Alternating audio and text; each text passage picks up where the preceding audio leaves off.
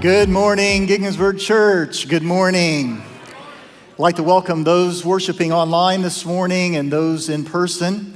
For those who are new, my name is Dennis Miller. I'm the senior pastor of the church, and I'm just grateful that you're here. And I'm super excited about this teaching series that we started last week, Climbing Out of the Red, where we're looking at God teaching us how to be good stewards in God's kingdom. We want to be masters of money and not be mastered by it. And through biblical teaching, we are looking how to apply God's truths that are eternal into our very life. The truth is that God is concerned about our eternal destiny, yes, but also Monday morning. And so today we're going to get very practical, looking at God's word. I'm going to encourage you to take a lot of notes, at least mentally. Maybe write some things down. If you're at home, you may want to type some of these things in. Write these things down as we continue on this journey together to financial freedom. A South Florida newspaper columnist once observed, there are different kinds of people in this world.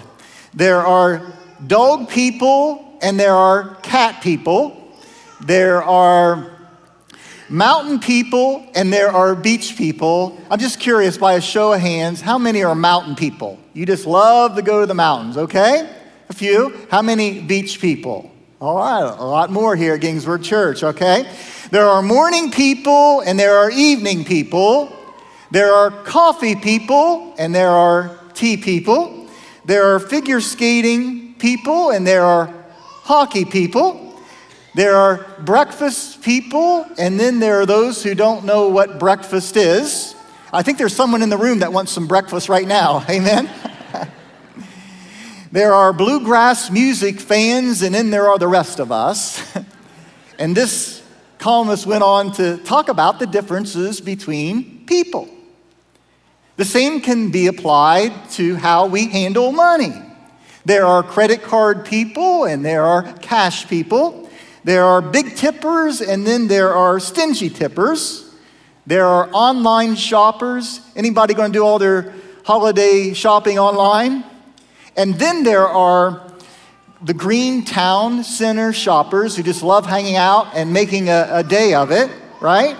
There are people who pay the credit card off, the balance every single month, and then there are those who just pay the minimum amount and let it continue on until they finally just give up and take out new cards. And then there are people who have stockbrokers, and then those who are perfectly capable of going broke on their own kind of people. Hey, no, don't blame me. I don't write these things, I just read them, all right? But this guy goes on to talk about different kinds of people. The truth is that all of us have been raised in different homes by parents who looked at money differently than other parents. And so we have been raised in a certain way. We are products of our past, good or bad. We've learned from a young age how to handle money. Perhaps when we finally got out on our own independence, perhaps our college days, we began to spend a little bit more money, perhaps when we got a credit card. And so we've learned certain patterns, and hopefully we're continuing to learn, because money is neither good nor bad. It's the root of all money, the love of money, the love of it, the lust of it, that's the root of all evil. But money itself is not a bad thing, it's neutral. It's neither good nor bad. It's something that all of us need in this age in which we live, to get food, to buy clothes, to have shelter, right? And so we all need it and we all use it on a regular basis. So since it's something that common, I want to know what God has to say, because I believe that God has the best for my life. What about you? And so I want to apply God's truth to my life, that I might fully live into all the Lord wants me to be and us together. And so that's why I'm super excited about this sermon. I'm going to get very practical, some practical tips today. All of us, even if we've heard messages like this, we can hear them again, because we're all in this together. We're all on a journey, and hopefully we can apply the relevant word of God to our lives. I'm going to give you a lot of Psalms, a lot of Proverbs. What are the Proverbs? Words of wisdom in the Old Testament from King Solomon.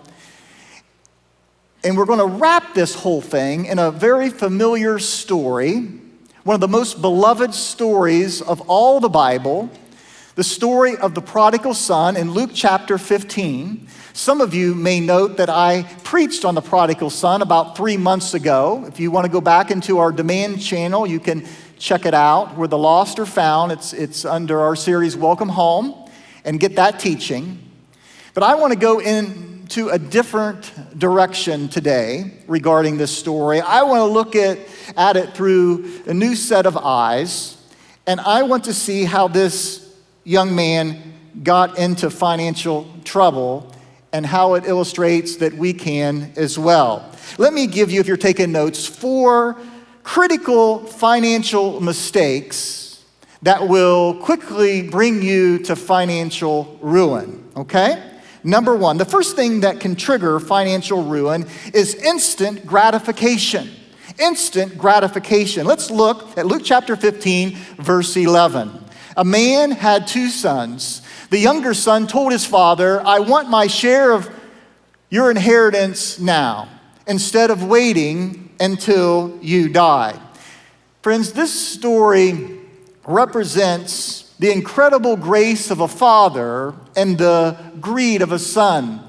If you know anything about first century culture, you know this was the ultimate insult for a person to do, to ask for inheritance in advance. Basically, this young man was saying, as far as I'm concerned, Dad, you're dead to me. And I want is what's coming to me, and I don't want to wait. I want it now. I'm tired of living on the family farm.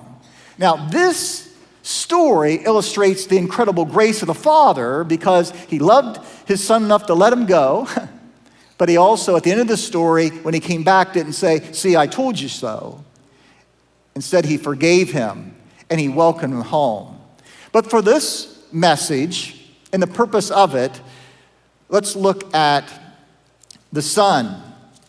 It illustrates the younger son's desire for instant gratification. He had this belief that he just would get the inheritance, that he'd be happy, that he would be fulfilled. As I mentioned last week, the never-ending quest for it. He was looking for it. He should have listened to Jesus in Luke chapter 12, verse 15. Jesus said, "Beware. Don't always be wishing for what you don't have, for real life and real living are not related to how rich we are. True riches are found somewhere else." But how many of us, honestly, have fallen for the lie that if we just have this thing, we have it now, we're going to be happy? How many have impulse buy something, right? And then after you bought it, kind of all the thrill wore off and you didn't really want it anymore. You realize you didn't need it, but you're still making payments on it. Instant gratification happens all the time. Let me give you a couple examples here. So let's say a young guy, he just graduates from college and he gets his first real job out of college, and he's been driving his parents' 2007 Toyota Camry with 143,000 miles on it. I mean, the thing doesn't really look good. It does run. It gets him from basically point A to point B. It's been a reliable jalopy, but he's made it with this car. And so he says, it's a time to get a new car. I got a new job. I've been saving some money. And so he starts looking around at the advertisements in the paper, at dealerships, and he finally finds the perfect car for him. And he likes the car. It's a 2018 Honda Accord. Good car. Still looks good. Single owner. Has about 18,000 miles on it, 4 years. Very low mileage. It was owned by an older couple that basically just used it to go to the grocery store and around town and church and other places, and had a really clean record. And so he said, "This is the car. It won't bankrupt me. I've got enough money. I can afford this car." And he's on his way to the dealership, and he starts thinking, is this really the car? He gets to the dealership and he looks around the new car showroom, and there it is. He sees his dream car. It's a 2023 Lexus LC 500 candy apple red convertible. he says, wow, isn't that something? And he starts to daydream. He sees himself driving in that convertible on a perfect weather day through the Rocky Mountains. He's got the rooftop down. He's got a beautiful model at his side. He says, this is life. And he starts thinking. His wheels are turning. He says, if I just wear the same pair of jeans for the next 3 years, and if I don't eat for the next 60 months, I think I can do it. And he says to the salesperson, do you think I can do it? Wrong person to ask. Oh, yes, I think you can. Because you see, we're going to work a deal, and I'm going to talk to my supervisor, and I'm going to make him, because I'm good at talking to him, and we'll work this out and agree. And so he gets out his calculator, and he starts figuring it out, and he says, see, you can do it. If you just make payments for the next 96 months, you can do it in your budget. And he says, wow, you think I can? Oh, yes, you can. And it's a deal. He buys the car. He's so excited. Got that new car smell. He's taking it to all of his friends. They all love it too. They're saying, wow. And this looks good for about 6 months, 9 months. But after about 9 months, he still likes the car, but now that McDonald's wrapper is rolling around the floorboard. That new car smell is over. He's got a payment book as thick as the Bible, at least digitally. And he's broke. He impulse bought that car. Have you ever been there? You're laughing because, well, maybe it's not been a car. How many of you have a Bowflex or a treadmill in your basement? You've used it 5 times in the last 3 years. But when you were watching that infomercial, right? You just knew that you were going to have toned abs. Maturity is the ability to postpone pleasure. Nothing wrong with having those nice things, but if you don't have the money to take time to postpone pleasure, King Solomon wrote this in Proverbs 11:4, a thick bankroll is no help when life falls apart, but a principled life can stand up to the worst. Instant gratification.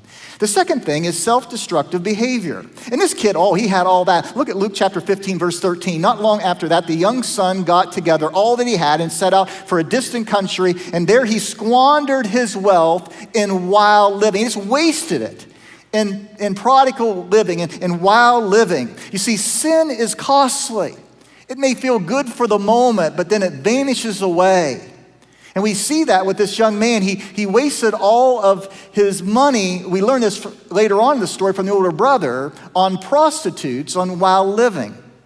Think about the pornography industry and the millions and the billions it makes on people's lives that it ruins. Think about how much we squander today in drinking and alcoholism. I have some of that in my family from the past, from my extended family, and I think about the brokenness over the years in those families and the loss of jobs because of that addiction.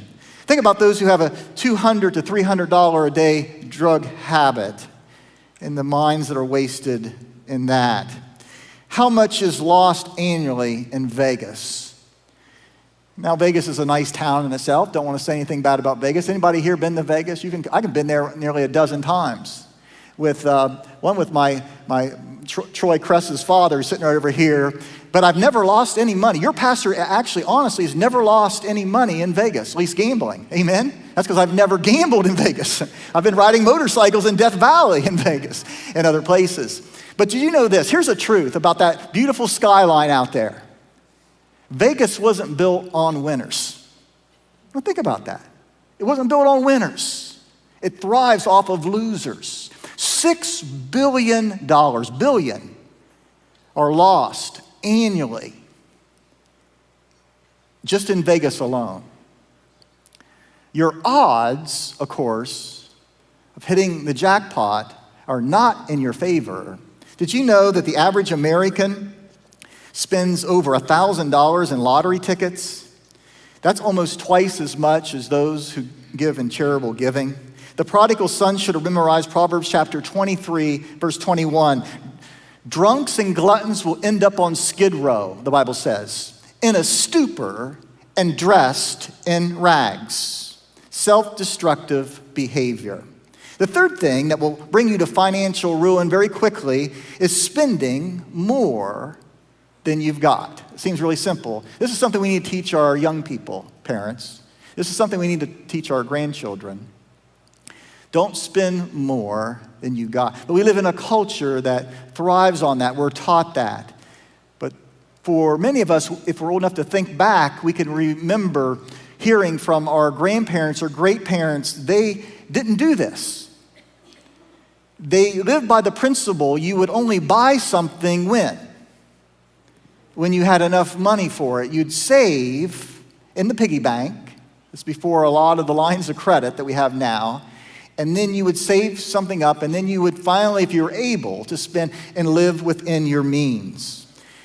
Psalm 37, verse 21. Evil men, evil women borrow and cannot pay it back, but the good man, the good woman, returns what he owes with some extra besides. We need to live within our means. Finally, this, being unprepared for the storms of life. That's what happened to this man in the story. Luke chapter 15, verse 14. After he had gone through all of his money, there was a bad famine all throughout that country, and he began to feel it. Now, he wasted all of his money on wild living, and then what happened? He's broke, but then something happened he didn't expect. A famine hit that absolutely wiped him out. See, we need to put something aside.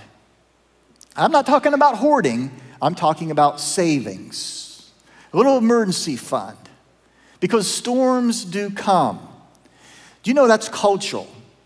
I just recently read this. The average Japanese family saves 25% of their annual income.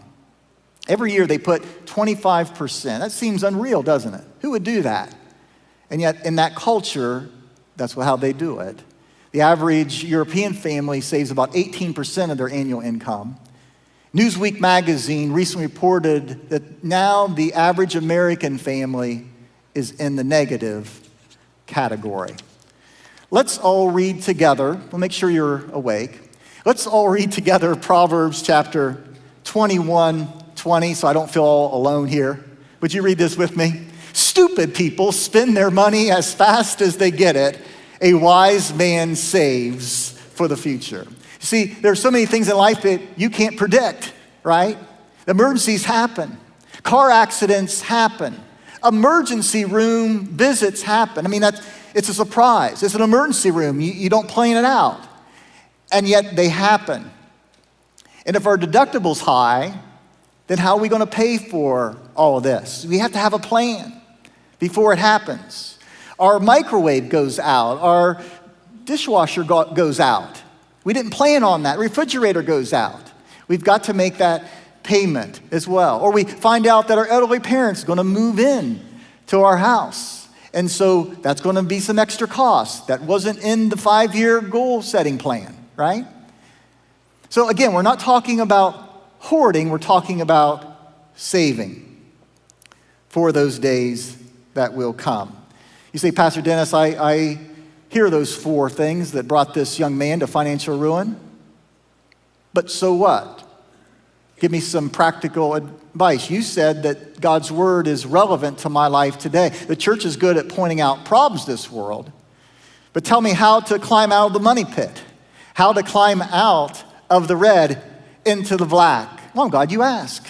Let's look at 4 quick things today. This is a very simple message because I'm a simple person. I'm going to give you 3 points. ACT. A-C-T. And even though that we're going over a very simple plan, I want to encourage you to perhaps begin to pray now that we are offering a large class that will start in January called Financial Peace. We've offered it many times. It's led by a financial planner named Dave Ramsey, and we're going to be offering that in January. Once again, we've had many people in this church go through that course and find financial freedom. And if God is calling you to do that, I want you to write that down. If you're at home and you're hearing this message today or maybe weeks later, know that we are going to be having this course coming up after the holidays. But let me give you right now 3 things to do. Number 1 is this. Acknowledge the reality of where you are.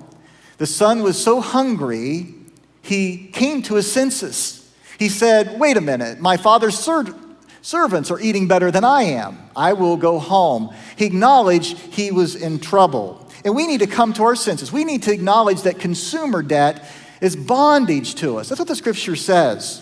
Proverbs chapter 22, verse 7, a borrower is slave to the lender. So the first thing you have to do is to say, I don't want to be a slave. Jesus called me to be free. And I want to break out of this. Because what debt does, especially consumer debt, there are certain debts that can be an investment, like a mortgage, if it's managed well. But just general living, consumer debt, it's bondage. It takes away the joy because you can't enjoy your life. You go on a vacation. You're down in Florida. Instead of enjoying your vacation, you're worrying about everything people are ordering in the family because you're thinking, how am I going to pay for this later? Instead of perhaps putting a little back and then enjoying it in the moment. Or Christmas can be a downer because you're not really enjoying Christmas and the presents with the kids because you're worrying about January's bills and having a Christmas debt hangover. How are you going to pay for this? So acknowledge what it is. It's slavery. Number 2, C, create a plan for attack. Even today, begin to think about a plan, putting a plan together, declaring war on your indebtedness. Proverbs chapter 21, verse 5 says, good planning and hard work lead to prosperity, but hasty shortcuts lead to problems. It's going to take work. It's going to take a plan. It's just not going to happen. But you can do it. Let me give you 4 quick baby steps. Now, these are not a have to. These are a get to. Please know that in this church, we don't ask anyone to check their brains at the door. God's given you a mind. I'm not telling you what to do. I'm telling you what you could do. I'm here to encourage you. I'm here to be a cheerleader. I'm learning myself. I have financial planners as well. But here is a thing you can do. 4 quick baby steps that perhaps could help you gain financial freedom. Number 1, step 1, say no more debt. If you're going to dig out from an avalanche of snow, you don't pray for more snow. You don't bring on more snow. So there comes a point where you just got to say, enough is enough. Maybe some of you need to do a little plastic surgery. You need to cut up some credit cards. You got 10 credit cards. And maybe you need to reduce that to about 2 that you use on an everyday basis just for living. But all these extra accounts, stop it. When you go to Macy's or Kohl's and they give you that tempting offer, you can save another 15% if you just take out a credit card with us. No. I always say thank you, ma'am, or thank you, sir, but I've got enough credit cards. But I appreciate you asking, and I appreciate your work today, but no more. Say no. Second step is this. Look for optional expenses that can be eliminated. The word is optional. Again, this is not a have to, this is a get to. But do an inventory of needs versus wants. And I'm saying not for eternity, not for life, just for a season. This is the season that you're maximizing your energy in order to reduce this debt. And so for a season, I'm going to separate my needs and my want. My needs, basic things I have to do. I'm obligated to do. To live, to eat, to have shelter. Perhaps your mortgage, you're in this situation. You've got to pay at least the main payment, okay? But then begin to look at, but what are those extras that I enjoy? Could it be that I don't eat out every other day, but I eat more at home? Or maybe I go out and it's once a week or once a month instead of on a more regular basis and save some money there. Look at all the extra expenses that we really don't have to have. We really don't need that brand new iPhone, but we may like it, but hold on it for a while. Perhaps all those app charges that you have, multiple TV networks and listings that we have, right? I mean, how many are offered today? But it's only $4.95 for the next step. Well, maybe this is a season where you say, I'm going to do other things. How many here have enough clothing in their closets to actually, you could survive for a year? So maybe you say, this year may be the year that I just wait. Buying extra things for your kids, that's always important, but perhaps you're in a season where you can also teach them a life lesson to say, I hear what you need, but let's put a plan together. I mentioned last week, and you can watch that teaching, where I came to my dad at 13 years old and said, I want a motorbike just like my neighbor. He was very wise. He didn't just say no, he said, well, maybe. But he said, you need to get a job.